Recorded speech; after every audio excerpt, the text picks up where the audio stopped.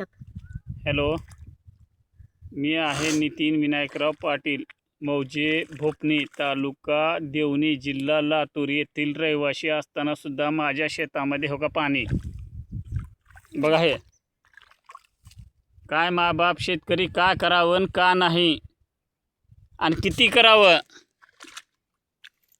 बघा. हे पाणी आणि आमचा मायबाप सरकार काही पाहत नाही तर कशासाठी सरकार निवडून द्यावं? आम्ही द्यावं तर कशासाठी?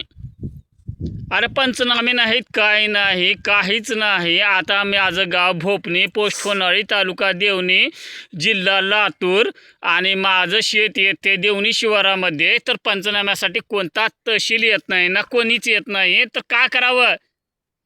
एवढं वाटोळं आहे. नदी नाले सगळे बघतो, पण रानात पाणी थांबलेलं कोणी बघतंय का?